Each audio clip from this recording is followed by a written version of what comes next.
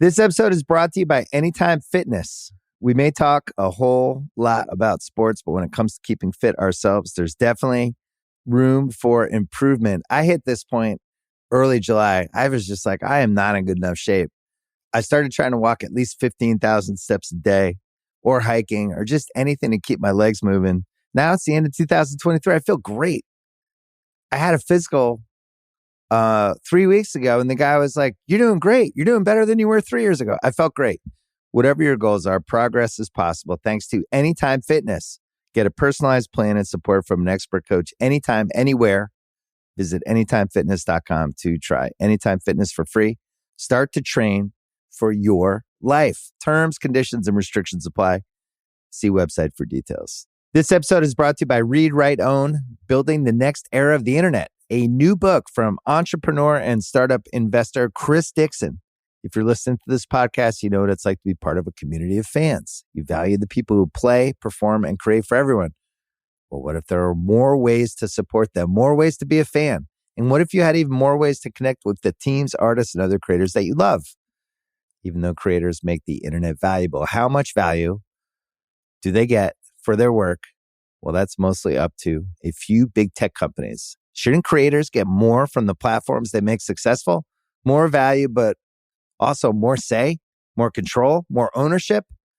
Read, Write, Own explores an alternative future for the internet, one that reclaims control for creators, fans, listeners, and gamers, the people who not only use the internet, but make it useful.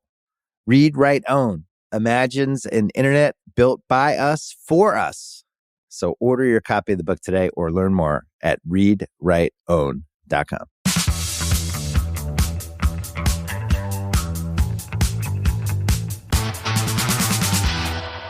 Welcome to the local angle on FanDuel TV. I'm Sheil Kapadia, joined by Ben Solak from the Ringers Philly Special. Eagles get a win over the Rams, remain undefeated on the season. We will dive into that. Plus, John Jastremski of New York will be discussing yet another Giants loss, but hey, Jets win in Denver. They'll get to all of that.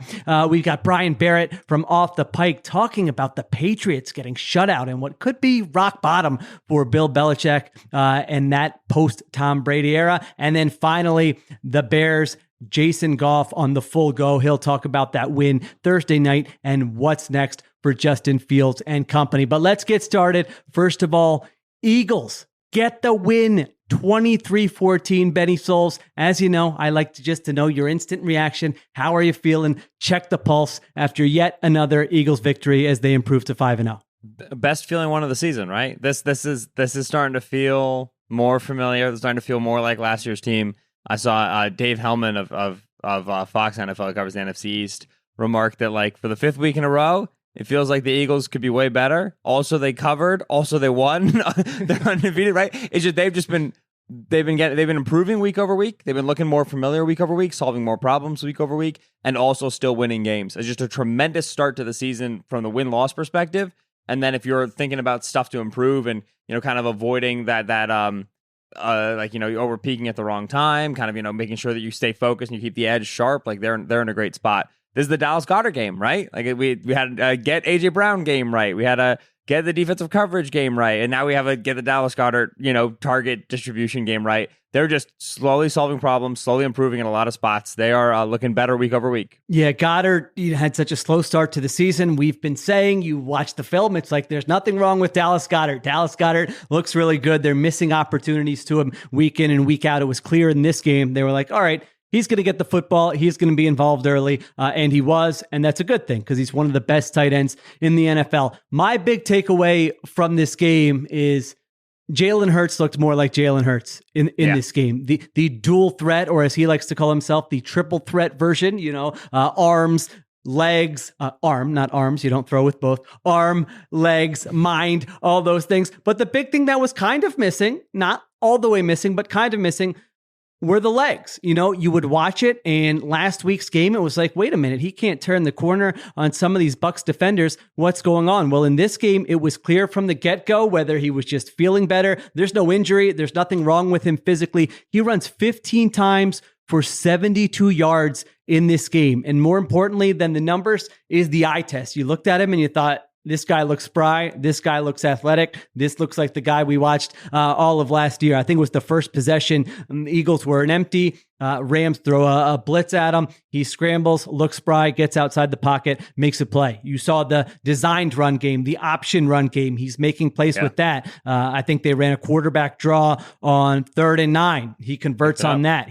He scrambled against a blitz on 3rd and 9, picks it up. But I thought there was one play, Ben, in the second half. It was a 3rd and 7 where he runs through the tackle of, I think it was Byron Young, trying to chase him down. And just kind of, it's the athleticism, it's the physicality, it's what makes Hurts. And he scrambles and runs for the first down while taking some of that contact. So again, if you're like, hey, that sounds like what Jalen Hurts usually does. Well, that's not really the version of Jalen Hurts we've seen so far in 2023. So I thought he answered a lot of questions with his legs today. Yeah, I got last week. I said like I'm not liking what I'm seeing through Hurts through 4 weeks. Like this looks a lot more like 2021, and it was a funny thing to say because I had I would say a good 65% of Eagles fans be like, "That's the dumbest thing I've ever heard," and then a good 35% be like, "You're telling me, buddy, like this is really concerning." I was like, "All right, so we're having like a very like polarizing kind of Hurts start to the season." This game looked a lot like 2022, right? Where it was just great looking pockets.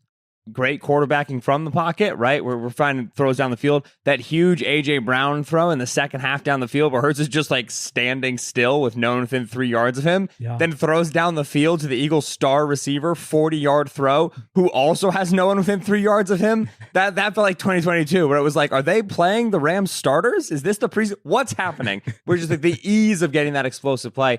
Jalen Hurts on this game, 0.27 EPA per dropback, a hugely explosive game for him. High success rate as well. Like this felt a lot like 2022 did. And so that's a big stock up for Hurts. It's an enormous stock up for the offensive line too, who struggled, I think, a bit in that Washington game. As has been playing at like a high league level as they typically do. But again, like last season was kind of like, oh, it's them and then a gap and then second place. This game felt like that, where like they had anything they wanted whenever they wanted. Hurts was extremely comfortable in the pocket. They moved that pocket a little bit more, right? Going to that running point. We've theorized on this show before that getting Hurts running early can get him into a nicer rhythm early. It can set him up better. And I think you saw that in this game of the first couple possessions. They had designed rollout, get Dallas Goedert on that slide RPO that they ran so much in 2022. They didn't run it as much in 2023, right? Just get him in the flat, tossing the ball, get Hurts moving. Just seems to loosen everybody up really nicely. And so that experience right there of getting Hurts a little bit more moving, right? So you don't have to worry so much about the pocket presence stuff. And then the offensive line really stepping up. It's not like a great Rams pass rush, but they do have this guy, Aaron Donald, who you didn't hear of for 3 hours today. That's a huge, huge feather in the cap for Kelsey, for the interior, for Jeff Stoutland, and that offensive line. And so this was easily the most 2022 reminiscent offensive performance. Just some A.J. Brown domination, some easy Dallas Goedert stuff, as many tush pushes as you can possibly conceive of. We're going to keep doing. We're going to do. I swear, like since the national public has started complaining about them more, they're just playing for 3rd and 1 and 4th and 1 to just do it more often. just continue making a point out of it. Very dominant performance. Lovely to see.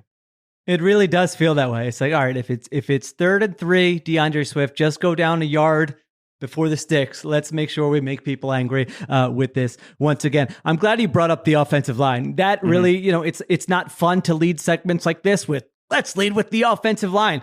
If you're an Eagles fan, you have to. You can't ignore it. You have to. Yeah.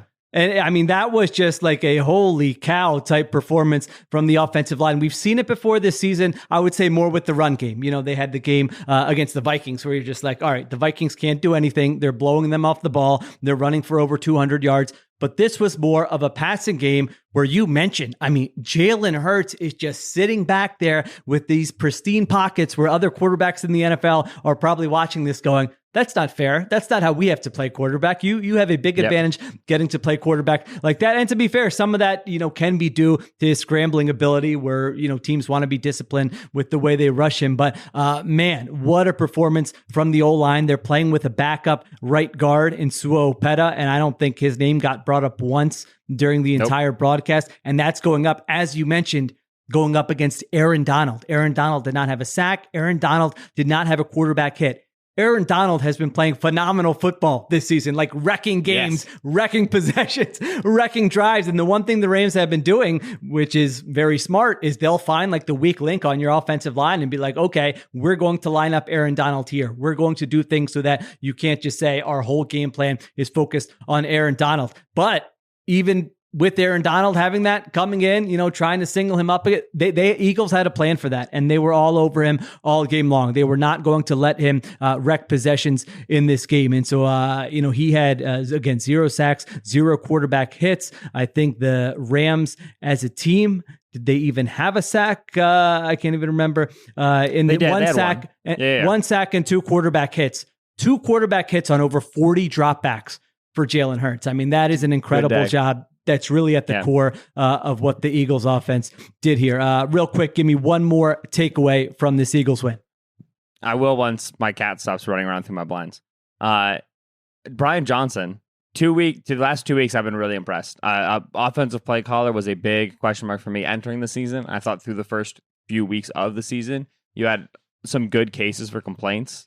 You had some good spots where you could say, he needs to be doing this better. Like, why doesn't this look like 2022? I joked today that he found the Dallas Goedert playbook at the bottom of a closet somewhere, right? Because it was just no Goddard, no Goddard, no Goddard, and then all of a sudden all Goddard. But for the last 2 weeks, I brought up that AJ Brown, a deep catch, right? That 40-yarder, no one's near him. Dallas Goedert had an explosive catch on like a curl and go, right? You saw Amon-Ra St. Brown score a touchdown on that play last week in a primetime game against the Packers. The Eagles are finding a lot of downfield throws that are way, way, way, way, way easier than the other team's downfield throws get to be in the league, right? Like, you brought up that fact of like other teams watch the Eagles and like, we don't get to play with an offensive line like this. We don't get to play with pockets like this. The same thing is true of like Jalen Hurts' throws that are like 15, 20 plus yards down the field. You're just like, where are the dudes? Where's the defense? The ease that they're having in opening up some of those downfield throws, pitching good changeups at the right time, right? Lining AJ Brown up in the slot, getting him the matchups that you want. They are really successful right now in activating plays down the field and getting some of those explosive passes, which is important because this team tends to be a really, really, really methodical mover of the ball, right? In this game alone, right, you have unbelievable drives. You have a 17-play, 83-yard, 8-minute field goal drive, a 10-play, 72-yard, 6-minute field goal drive. You have a 7-play, 75-yard drive that ends in an interception in the end zone, but another huge one, 15 plays, 56 yards, 8 minutes, field goal drive, 12 plays, 75 yards, 6 minutes touchdown. Like, they tend to inch, right? Like, and then they've been able to do that for a while, and it's impressive. But you also need to be able to generate some explosives, right? That's a non-negotiable part of playing offense in this league, and they're doing a better job over that. I think a huge part of the credit goes to Brian Johnson. Yeah, I think the explosives are tied to, what you're saying, like is also tied to the pass protection. I mean, when these teams are trying to heat up Jalen Hurts and they're blocking it up and it's like, okay, this coverage is only meant to last for so long. And the Eagles blocked it up. And now he's just sitting there looking for someone to throw to. I mean, they've got Devontae Smith was not even heard from really in this game. They've got AJ Brown. They've got Devontae Smith. They've got Dallas Goedert, that when they have time and the opponent decides, hey, let's gamble a little bit and try to generate pressure, and they don't get home, those guys are going to be running free wide open. So you certainly saw some of that in this game. I was just really impressed with the defensive performance in the second half. I mean, the way they started this game, you were like, okay, this might end up being a long day at the office for Sean Desai and for this defense. They were trying different things. It seemed like the plan early on was Mario Goodrich in the slot on early downs, Eli Ricks in the slot on third down. And then eventually they said, hey, both of you come over here. Bradley Roby, you just get in there and you play the slot. Although at the end of the game, Eli Ricks was back in there. So we'll have to, we don't have the snap counts in front of us exactly how they did it. But last 5 possessions for the Rams, all of these in the second half. Punt, punt, punt, turnover on downs, end of game. 5 possessions, total of 95 yards. The Rams did not cross midfield. They did not run a play in Eagles territory after the second quarter. This was a top 5 offense statistically going into this game. I mean, they were really playing well. They played the 49ers earlier. It wasn't just all bad defenses they were facing. And early on, they put together that great first drive. They scored 14 points before halftime. But man, In the second half, I thought the Eagles defense got after them. I thought the pass rush started to get going. And if you're looking at this as a whole, if you would have said before the game, hey, Eagles are going to limit Matthew Stafford, Sean McVay, and this Rams offense to 14 points, and they're not going to score any in the second half, you would say, okay, sign me up. That will be an Eagles win, and that's how it played out. After that first drive, that Rams opening drive, how were you feeling? I was thinking the game was going to end 45-42 after that first 100%, drive. 100%. I thought it was going to be a shootout. Cooper Kupp has like 5 receptions on that drive alone. Matthew Stafford just completing passes down the field. I just started to keep a running tally of the players in coverage of Cooper Kupp when he caught a ball, because I thought that was going to be a thing I had to do for the remainder of the game. And he has three catches the rest of the game. And it's not because he was sitting. It's not because of the injury. Like, he was out there. The Eagles did a nice job saying, all right, if you're just going to be in breakers, all this short area stuff until the cows come home, we're going to play a lot more zone coverage. We're going to put a lot of bodies here, and we're going to force you to throw these in breakers either further down the field or throw out to the sideline. And the Rams got theirs a couple of times. That Puka Nacua touchdown over James Bradbury being an example of one. They're trying to throw this corner route to Cooper Kupp. They can't connect on that. They're trying to get Tyler Higbee activating the flats. They can't connect on that. Very quickly, Sean Desai, like you said, they started to get Bradley Roby on the field, but even then, they just started to put more bodies in the area of the defense, that intermediate middle, really that short middle, and just say, listen, like, if this is all you're going to do, we're going to sit here, take it away, and make you beat us in a different method. And the Rams weren't able to do so. They had open receivers, they had chances, but the Eagles also had a dominant pass rush, right? And that's what we always talk about on Eagles podcasts, is this dichotomy of pass rush and coverage. Can you hold in the back end long enough to let the pass rush get home to a quarterback like Stafford, who will hang in there till the last second and will throw the ball aggressively, and an offensive line that was like performing pretty well, but not necessarily an elite unit? They showed up, right? I mean, you had so many, like Josh Sweat was a half step away, Jalen Carter was a half step away. All of a sudden, right tackle Rob Havenstein goes down, and then the young man comes in, Warren McClendon, and Hassan Reddick just eyes the biggest saucers. I mean, holy smokes. Like, he was against McClendon for like 5 plays and had like 8 pressures. I don't even know how the science worked. They were really, really, really keyed in late in the game. All right, now let's go to John Jastremski and New York, where he'll talk about the Giants' loss against the Dolphins and the Jets taking down the Denver Broncos.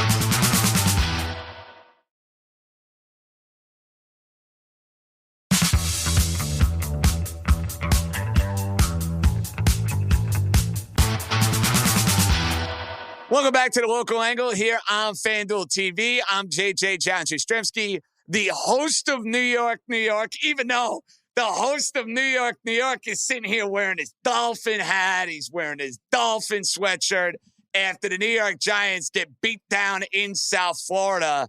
And we will get to the mess and the disaster that we saw for about 3.5 hours on the football field. But let me say right out of the gate, the final score of this game does not truly indicate how bad of a beatdown you might have witnessed if you watched this game on a particular football Sunday. The Dolphins lost the turnover battle 3-0. Tua throws a pick 6 right before the end of the first half when they're about to go in and score a touchdown. He throws another interception in the second half. And yet the Giants win the turnover battle. They get a pick 6, and they get thoroughly whooped and thoroughly beaten and thoroughly embarrassed every which way. You got to realize it's very difficult to go and lose an NFL game by more than 2 touchdowns when you win a turnover battle 3-0. I mean, normally you win a turnover battle 3-0, you're probably winning 85 to 90% of the time, if not more. It might even be more than that. I don't have this stupid stat in front of my face. But it just speaks volumes to how outclassed and how simply pathetic the Giants look across the board. And look, I feel for Daniel Jones watching him on Sunday. He got his rear end kicked. I understand he's playing behind backup offensive linemen. And if you want to make the narrative about all the Giants are depleted, they don't have Saquon Barkley, they don't have Andrew Thomas, that's part of the story. That is accurate. However, I can go through just about every single team in the NFL and talk about key injuries to key players in key positions until I'm blue in the face.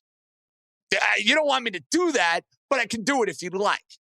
You cannot go from losing 2 guys to basically looking like a junior varsity football team. And the only touchdown the Giants have in a first half of a game this year is the pick 6. Thanks to Tua. Other than that, zilch. Daniel Jones is getting beaten. He's skittish. Now you see him bad habits. He's missing throws. And it puts so much pressure and so much emphasis on plays that are tough. They got to be made, like Darren Waller trying to go and make a catch contested on Xavier Howard. It's a tough catch. But when things are going as poorly as they are going for the New York Giants, you need somebody to go and bail out your quarterback. Well, the quarterback now, who the hell knows when we're going to see him again? He leaves this game, which I hate to say it was kind of inevitable. You kind of had the feeling Daniel Jones was not going to make it through 4 quarters against the Miami Dolphins. And we're talking about a neck injury, the same neck injury maybe that he had 2 years ago when he missed a good chunk of time. And now you got to wonder, okay, is he playing Sunday against the Bills? What is he going to look like a couple of weeks from now? Who the hell knows? The Giants are at 1-4. They have Buffalo next week and are going nowhere. And the honeymoon, we said it was over for Brian Daboll after that Monday night game against Seattle. Well, Brian Daboll today, his team looked like a Joe Judge. It looked like a Ben McAdoo. It looked like a Pat Shermer coach team. Did you see the Giants and their inability or the disinterest to go and make a tackle? Now, I get it. The Miami Dolphins have ridiculous speed. A chain is a monster, however you say his name. Monster, Mostert's super fast. Tyreek Hill is the fastest dude in the NFL and is unguardable. We all understand that. But the tackling efforts from the Giants were non-competitive. Again, if it wasn't for Miami shooting themselves in the foot a couple of different times, the Miami Dolphins are scoring 60-plus points on the Giants today. They might have dropped 70 like they did against Denver. So the Giants don't want to tackle. The Giants don't want to block. The Giants have nobody who could go and make a play. And the quarterback looks like a deer in the freaking headlights. All of the good feelings that were bottled up just 7-8 months ago seem lost at this particular point in time. They seem absolutely lost. The Giants have played like one of, if not, the worst team in the NFL. If it's not for the second half comeback against the Arizona Cardinals, we're talking about the Giants as one of the worst teams. Or actually, I should rephrase that. We are talking about them as the worst team in the NFL. It's an ugly script for them. Very, very ugly script. We knew the schedule was going to be tough right out of the gate. But to see this product regress the way that it has, where's Brian Daboll finding answers? That's my question. It's Columbus Day, and Brian Daboll has no answers for what's going on with the New York Giants.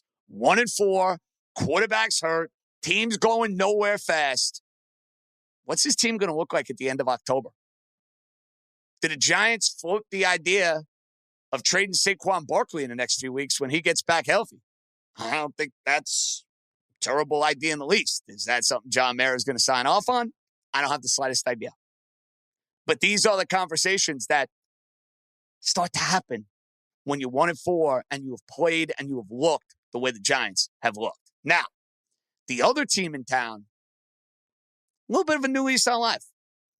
And the storyline of Nathaniel Hackett returning to Denver clearly was a big rallying cry for the New York Jets. I don't think there's any question about that. What you saw in this game was two teams where one just did a little bit more, in my estimation, in my opinion, of giving the game to the other team. Really, Zach Wilson tried his best in the fourth quarter. Thankfully, Quincy Williams said, I got other plans. Don't worry, Russell Wilson. Strip sack to the house, game, set, match. Jets made a couple of big plays, and it basically determined the difference in this game. The Jets get the monster Breece Hall touchdown run, which I'm sure felt great for him after tearing his ACL in Denver last year. Starting off that second half, boom, taking it, 60, 70, 80 yards. I don't even know what it was. But a monster touchdown run to get the Jets going. And that is after the Jets screwed up the end of the first half about as poorly as any team imaginable could screw up clock management. That's what the Jets figured out, or didn't figure out how to do. They survived that. You get the momentum on the Hall play. Wilson, I'm watching the game for 4 quarters, and I'm like, not as good as he was against Kansas City, but he's not screwing it up. He's not doing anything that is catastrophic. He's kind of just going through the motions, playing a pretty pedestrian NFL game, and then he throws that pick to Patrick Surtain. And how many Jet fans are looking at the time, the situation, the fact that Denver scored on their prior possession, the fact that you got a roughing the passer call, which definitely helped the process. Here we go again. Jets are going to find a way to lose this game, but then they don't. So it wasn't pretty. It definitely wasn't easy on the eyes. But the Jets at 1-3, who are in dire need of something to get them feeling good, they follow up the moral victory, the close effort against the Chiefs, with a win. They're 2-3. They got a long way to go. Philadelphia next week. In the history of the Jets, they have never beaten the Philadelphia Eagles. How insane is that? They've never beaten the Philadelphia Eagles. They'll get a chance to do so on Sunday. But then after that Eagle game and after their bye week, things start to open up a little bit. We know they have a very competitive defense.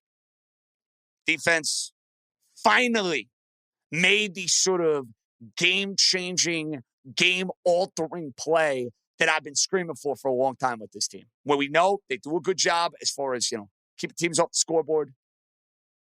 We know statistically speaking, the Jet defense is there, but like those game-changing, game-wrecking type of plays, type of moments, can they go and make them? Quincy Williams did on Sunday.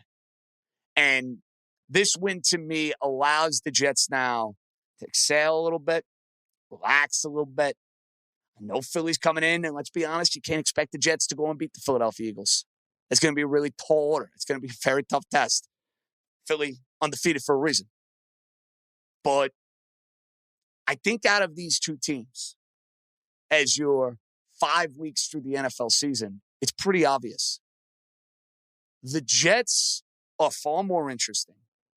The Jets have far more of a pulse.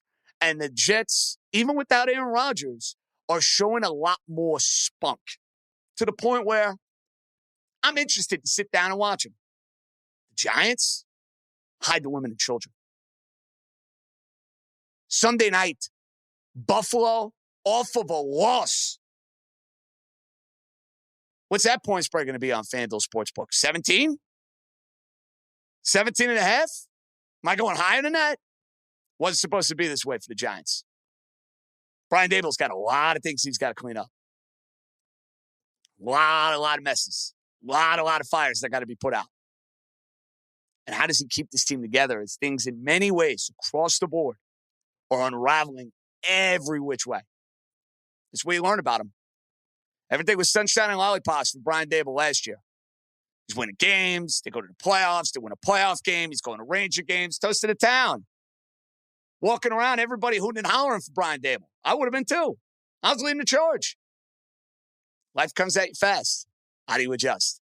This New York, here on the Local Angle, presented by our friends over at FanDuel TV. We'll be back next week. Thanks for watching. We're coming right back. All right, next up is Off the Pike with Brian Barrett and James White. Oh, man, what are they going to have to say about the New England Patriots getting shut out by the New Orleans Saints?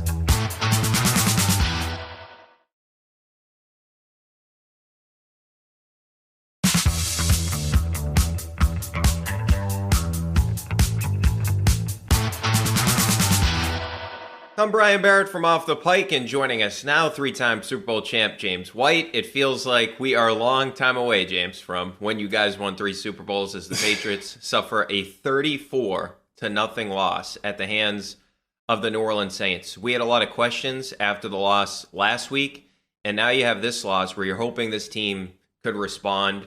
Jay Glazer, prior to the game, was saying that the Patriots wanted to see more from Mac. It's not that they wanted to bench him, but they wanted to see more from their quarterback. They clearly didn't do that. But this really does feel like, James, for an organization that has been so successful for so long, it feels like rock bottom. There's no other way to sugarcoat this thing. It's really bad right now. Yes, it's definitely bad. It's definitely hard to watch. I'm sure as a fan, as a former player, and like I said, for the players currently, and I'm sure for Bill Belichick, because they I know coming to the year, I'm sure they were expecting to have, an improved season based off how they performed last year. Defense played really good. Offensively, they didn't.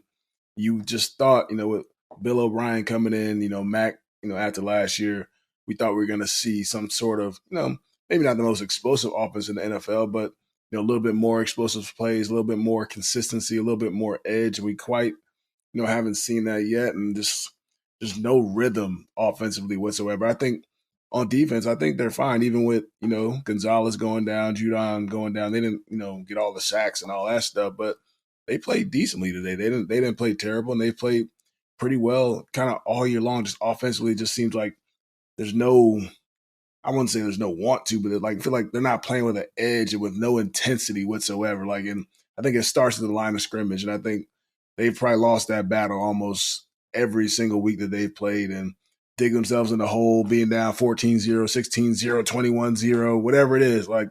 Can't dig yourself in a hole every single week in the NFL. You're not going to win many football games, especially when, you're giving up touchdowns to the defense when you're on offense. I don't know what the percentages are, but when you score a defensive touchdown, I'm sure that heightens the, other team's chance to win by a lot. So, like I said, it's hard. They're in a tough spot right now. And like I said, there's a lot of teams still trying to figure it out. I'm not saying there's still a lot to play for in a sense, but it's the way, we've seen them play so far. It's just kind of hard to see when they're going to ever turn that corner. And like I said, I think it just starts up front for me.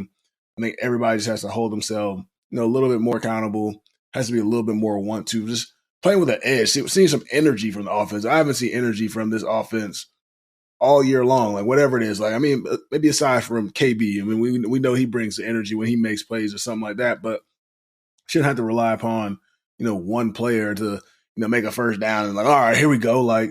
Come into the game with a little bit of confidence, a little bit of juice. Obviously, Mac doesn't quite have it yet because, he struggled a little bit. And I said nobody else on the offense quite has it because I said they haven't had any consistency whatsoever. So I don't know. I don't think it's just an X and O thing. I think it's just everybody just wanted it just a little bit more.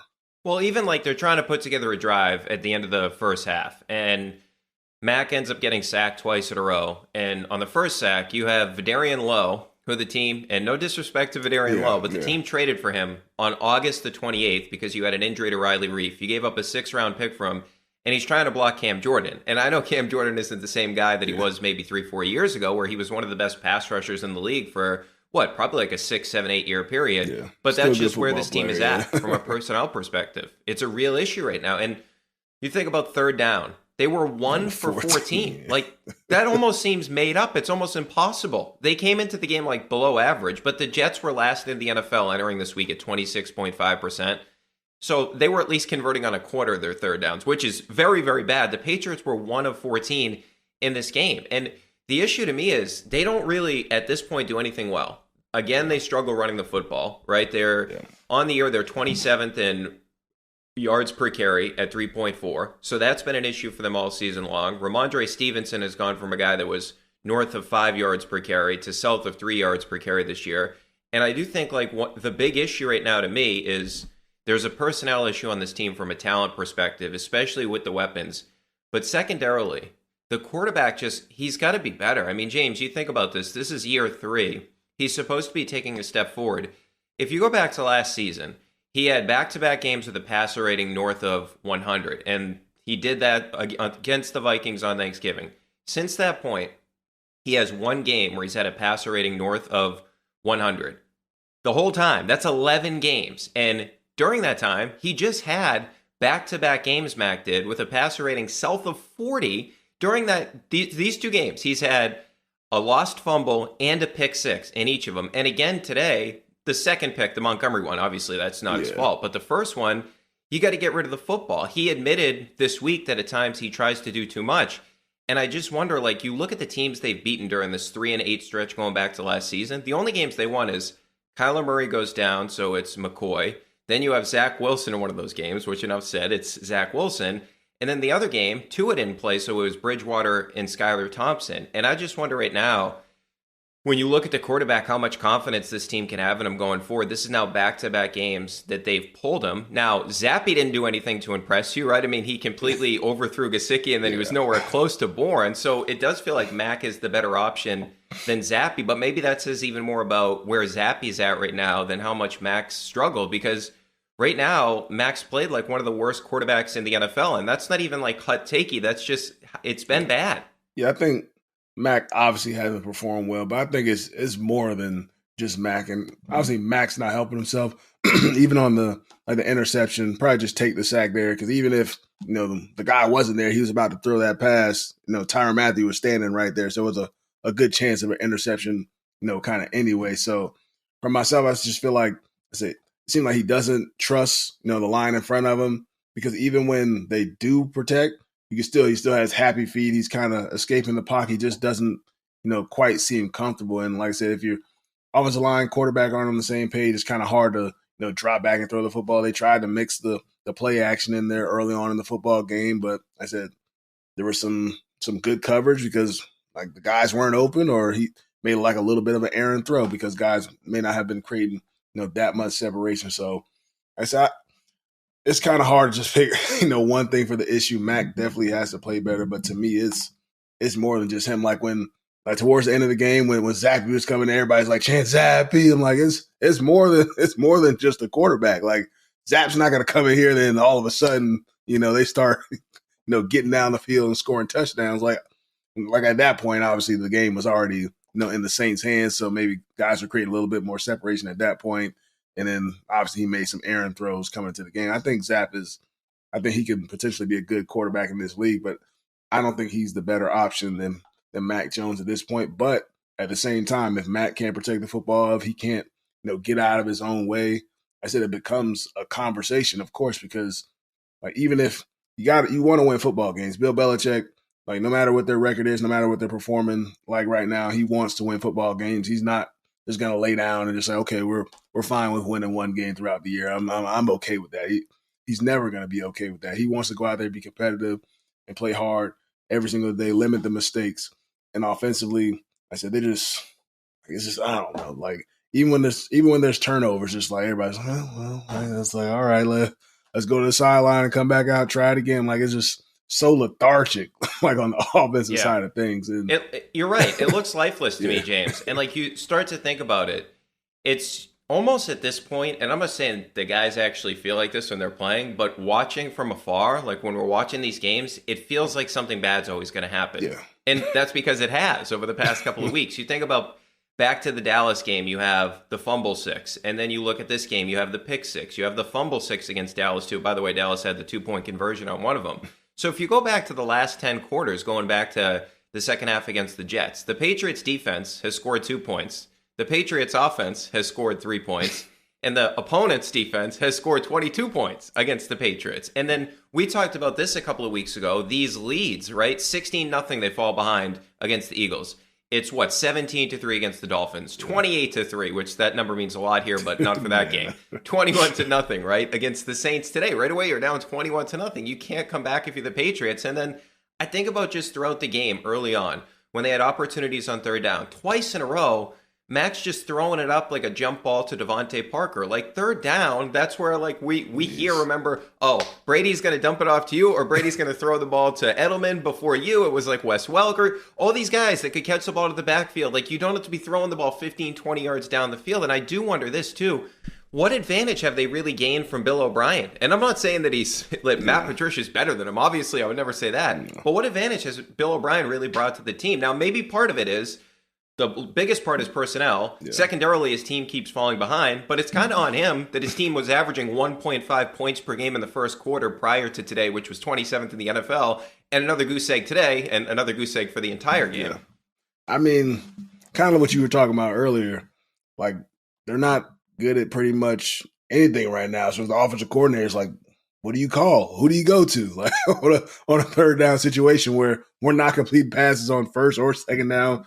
You're getting 3rd and 8, 3rd and 9. Like obviously he has, game plan plays based on what defenses are, scheming up and whatnot. But I said right now they don't have like KB's making plays every now and then, but they don't have a guy like a Edelman or a Gronk who, they have a play designed up for on third down where you have pretty much the confidence where they can convert on any third down situation. They don't necessarily have that right now. They don't have, maybe go-to plays that they've, ran since week one that they can count on and, run every single week when you get man-to-man coverage. I mean, so you got to have plays that carry over all year long. And, when I was playing, like, we carried a lot of those same plays. You may switch them up a little bit, but it's essentially the same thing that you have carry over every single week. They probably don't have those plays right now because not much has been working. So I understand what you're saying about like Bill O'Brien.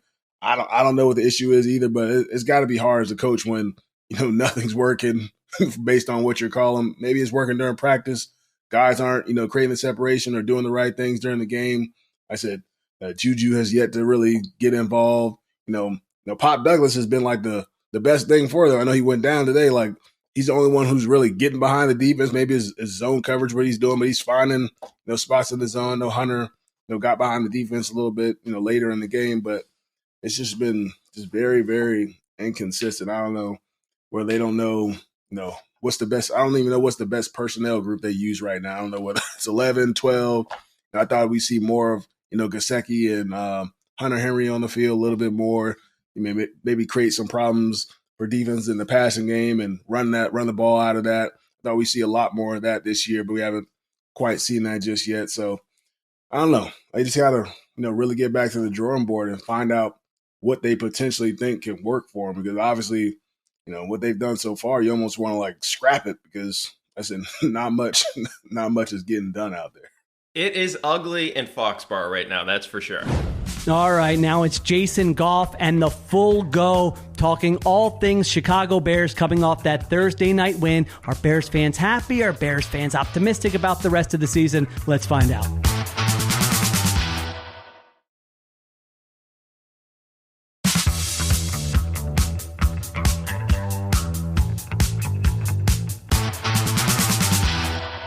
Shout out to everybody on the local angle. Shout out to our FanDuel TV people. This is the Full Go Podcast. We come to you live and direct Sundays, Tuesdays, and Thursdays, or whenever there's an emergency pod that is necessary. And Lord knows, in the city of Chicago, an emergency is right around the corner at all times. Even after a Bears win, the conversation surrounding Matt Eberflus's job will continue and should continue. And as we sit here, as we are recording 11:21 in Chicago, by the way, it's not a new Drake title. It's just the timestamp on this show. But 11:21 in Chicago don't sound bad, though. Don't sound bad. 8 a.m. in Charlotte is fire, though. Don't get it twisted. 8 a.m. in Charlotte is fire, but 11:21 in Chicago feels just as good because the Bears got to win. But once we zoom out and we take a look at this thing big picture-wise, the Bears are going to be in need of a head coach at the end of this season. And there have been a ton of names that have started to get thrown around. And I was thinking while watching the Bears-Washington game, this entire time I've been talking about Ryan Poles and maybe how he's been split on the Justin Fields experiment. He's not tied to him. Another guy drafted him, so you still haven't drafted your first franchise quarterback as the general manager of the Bears. And I started to think about it. Have you really hired your first head coach as general manager of the Chicago Bears? Last pod, I talked about the fact that Ernie Accorsi and now Bill Polian have been tasked with the consultant,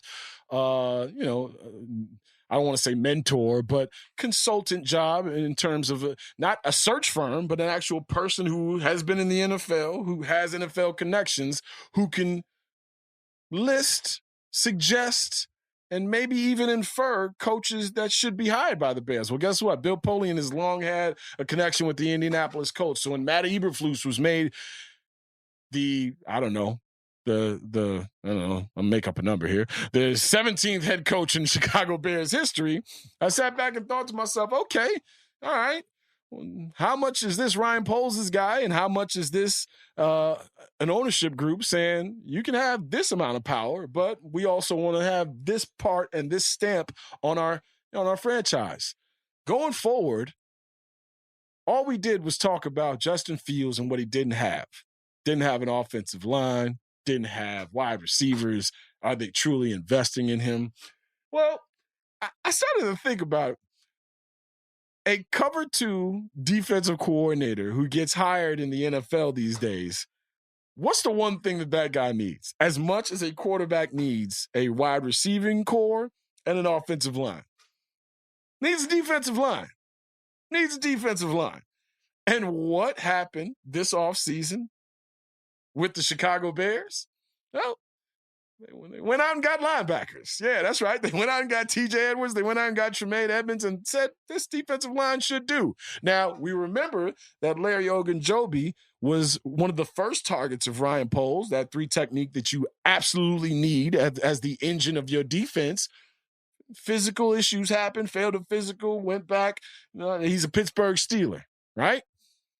After that, the Yannick Ngakoue situation, that took till a couple of weeks before preseason started for him to even sign with the Bears. So this is a dude who was just waiting for whatever the highest offer would be for a year or 2 years to come off the couch and go rush the passer and get himself his next 2-year deal.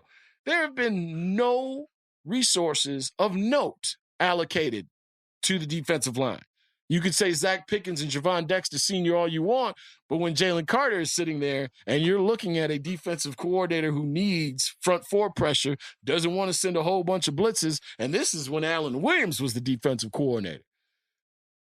So you send him out there with Dominique Robinson. Remember the Travis Gibson experiment where all preseason we saw Travis Gibson not be able to get any pressure from a 3-point stance? This is a dude who was a stand-up linebacker in a 3-4 defense before this thing switched over. So as I sit back and think about all the things and all the reasons why Ryan Poles and Justin Fields might not have been a match, or the buy-in might have been a little less than what we might have thought, what makes me think that Matt Eberflus is or was Ryan Poles' guy? With Bill Polian being in the picture and this franchise, a charter franchise at that, 100+ years of this being in the family business and still going outside to get consultants, it's baffling to me. But when you do that and you say, hey, who do you think we should hire? And one of the people he picks is a guy who is firmly entrenched in an organization that you used to be a part of, you put 2 and 2 together. Is this really Ryan Poles' guy? And when you don't give a general manager full autonomy to hire a head coach, can he then come back to you and say, yo, this wasn't my guy. Just like that wasn't my quarterback. Now I can actually implement the things that I believe in football-wise. So then you ask yourself, Jay, what's the solution? Where is it? Who's the guy? Which guy is Ryan Poles really got his eye on that nobody in the league knows about? And then you get to the names that I've been hearing lately. Listen, y'all, Jim Harbaugh is not going to be the Chicago Bears' next head coach.